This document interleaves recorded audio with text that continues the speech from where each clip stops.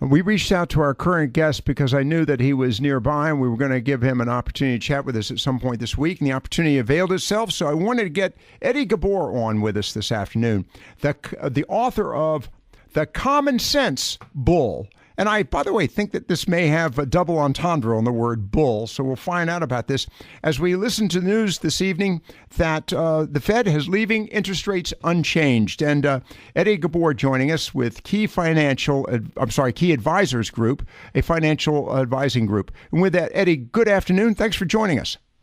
Thank you so much for having me on your show. Always a pleasure. Quick question. The Common Sense Bull. I'm thinking of the bull on Wall Street. That is correct. Okay. What is you're talking about how folks are just failing to, prepare for retirement. Why don't people save? And I'm curious, today's announcement related to the maintenance of the current interest rate, of course, creates a challenge for a lot of people who have relied on fixed investments, does it not? It really does, and I was actually really surprised to see the Fed come out so dovish. I frankly think they were too dovish in trying to – basically they took rates completely off the table for increasing for this year, and they're saying only one rate in 2020. And I just think that's too far out to project. Too many things can happen from an economic perspective. And my concern is they may have to pivot again, just like they did 2 months ago. Mm-hmm. So I wish they weren't as dovish as they were today and just kind of stuck with 2019. But it is what it is at this point, and we'll see how the markets react. So now back to the issue of why Americans don't save. Why do they not save? Well, I talk about in my book is one of the biggest issues that I have found is people don't spend enough time building a plan for themselves. You know, everyone's more concerned with buying the next hot stock or kind of get rich quick versus slow and steady wins the race. And we try to encourage and educate people to take some time out of your busy schedule at least twice a year and sit down and build a financial plan and strategy.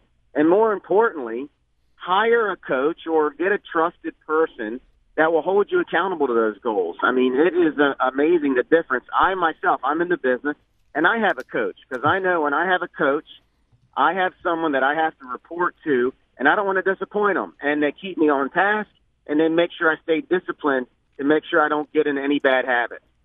Now, let's talk about bad habits. What are those bad habits? Well, one of the biggest things today, I call it in the Amazon world, where it's so easy at the click of a button to just buy anything you want. Right. You start to see a lot of credit card debt accumulate.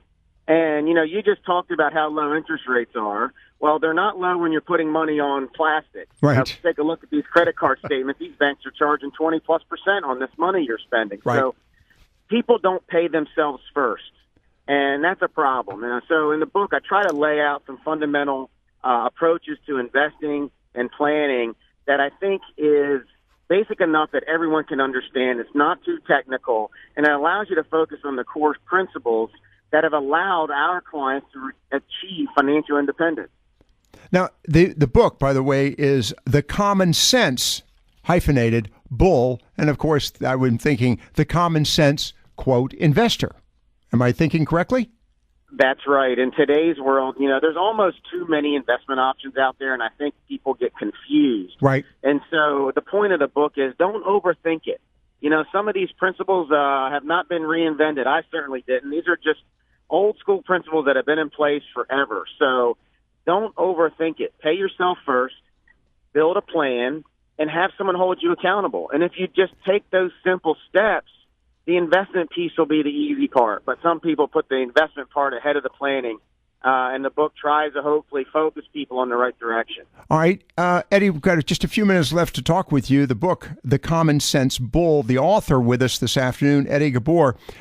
He is a partner or as a matter, co-owner of Key Advisors Group, LLC. Eddie, the question goes now to millennials. And that is the next great wave. Gen Xers to a degree, but the next great wave will be the millennials. And many of them are facing inordinate challenges. And I'll use the word debt, predominantly college debt, but just a world where they're expected to accomplish things quickly. How do they do that? How do they invest when they have, let's just take college debt bearing down on them? There's no question that the college debt is a big issue for students coming out of school today. And so I'm not going to sugarcoat it. They have bigger challenges than others did coming out of school that didn't carry debt. But at the end of the day, they need to really focus on a debt reduction strategy, because indirectly that's going to increase their net worth and their disposable income. So debt is one of the biggest things that I try to focus on people is when you retire, you need to be debt-free. If you can do that, then you do not need to accumulate a tremendous amount of income to maintain a healthy standard of living.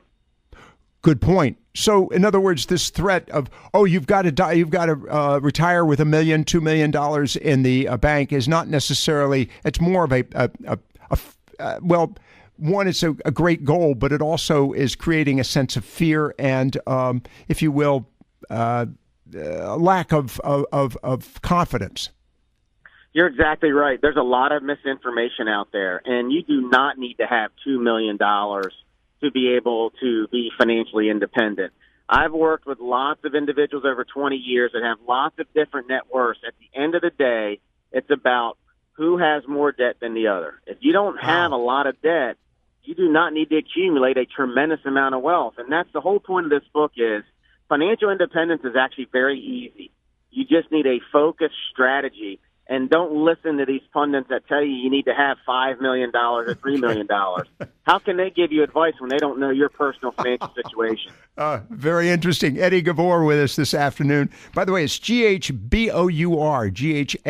Ghabour, Eddie Ghabour. The book, I like it, The Common Sense Bull. And of course, when you look at the book, you realize it's the bull on Wall Street, the famous statue there, the common sense, if you will, investor. Eddie, thank you very much for being with us. We appreciate it. The book, I'm sure, is on in bookstores everywhere. Yeah, it's on Amazon and Barnes & Noble. And by the way, it just released this week, if I'm not mistaken. It did, and right now we are in the top 10 of Amazon top new releases, so we're very excited, and I hope your listeners buy and enjoy the book. Outstanding. Well, thank you very much, Eddie. Appreciate your time this afternoon. I love that part about independence, financial independence. Best to you, sir. All right, we're going to take a quick break here. We've got now Viewpoints, the second hour, just around the corner. Tom Arms. Tom and I get into a little bit of a dispute. But we do talk about one thing that I think is warranting a further conversation. That's the impact of the internet. And of course, we'll be chatting about that in relationship with New Zealand here in just a few minutes. Stay with us for another hour of Viewpoints just around the corner here on the Talk Station FM 107 AM 1240.